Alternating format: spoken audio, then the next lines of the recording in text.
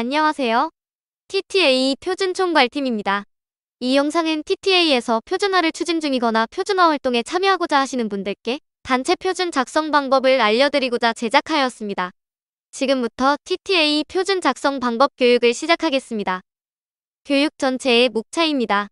먼저 TTA 단체 표준 양식을 간략히 설명드리고 이어서 작성 방법을 조금 더 자세히 살펴보겠습니다. 다음으로 표준 초안 체크리스트를 안내하고 실제 작성된 표준의 오류들을 통해 예시를 보여드리며 설명하겠습니다. 표준 작성하실 때 알아두면 도움이 될 작은 팁과 TTA 표준화 주요 일정 등은 참고해 주시기 바랍니다. 첫 번째 영상에서는 TTA 단체 표준 양식을 설명드리겠습니다. TTA 단체 표준 양식은 표준화위원회 웹사이트에서 다운로드 받으실 수 있습니다.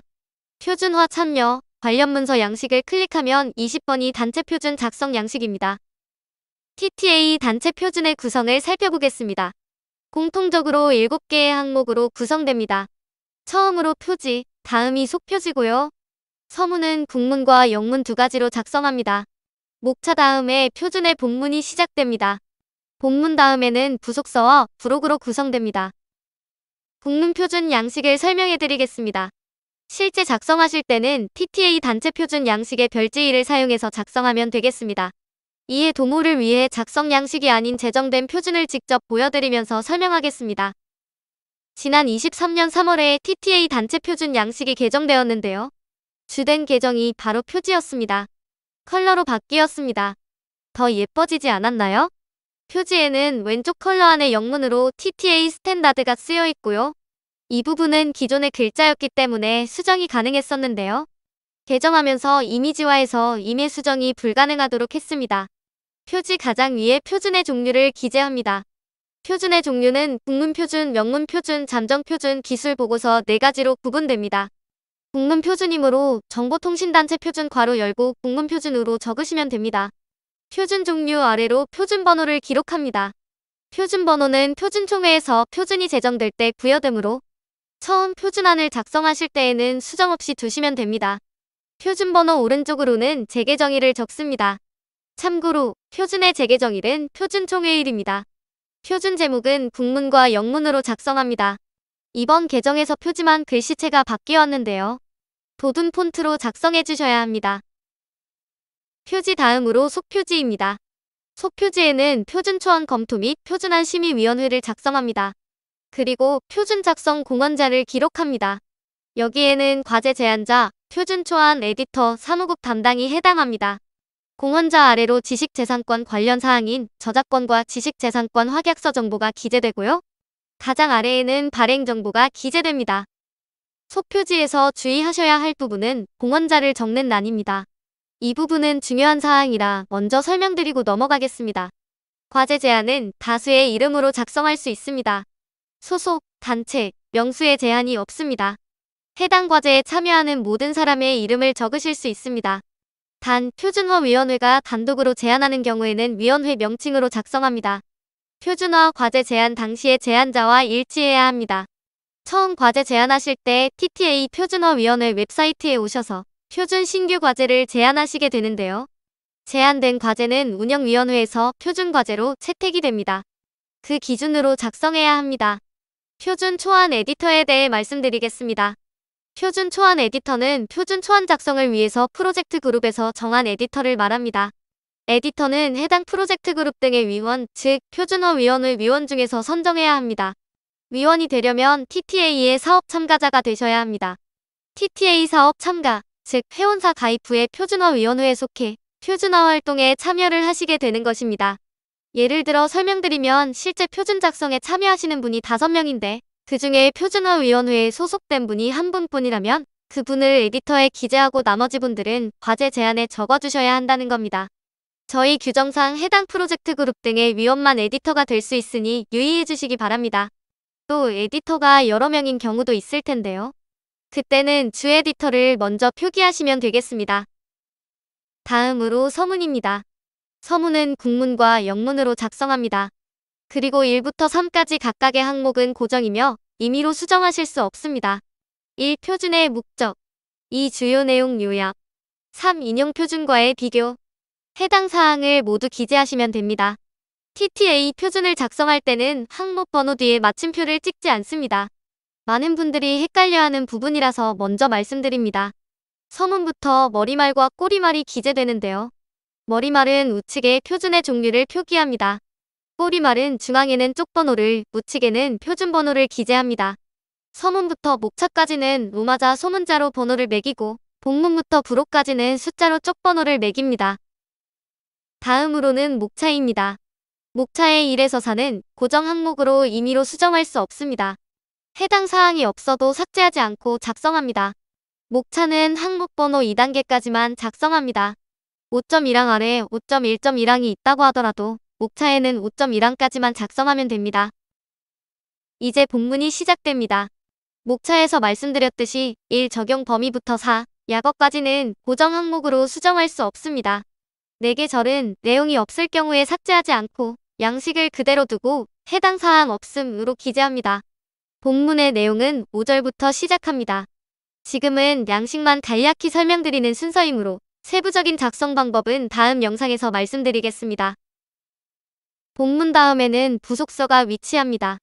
부속서는 본래 표준에 포함시켜도 되는 사항이지만 구성상 특별히 추려서 본문에 준하여 정리한 것입니다.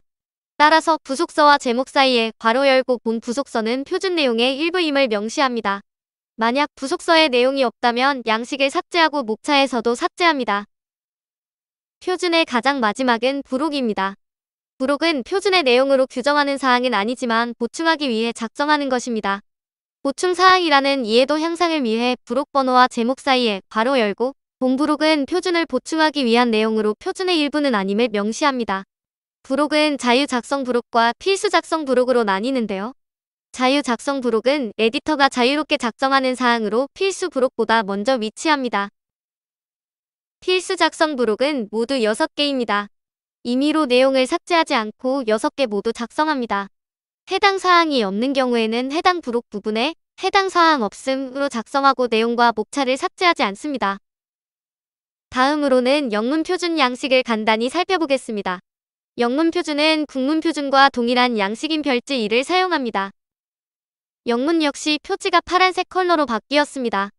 표준 종류를 보시면 정보통신단체 표준 괄호 열고 영문표준으로 작성합니다.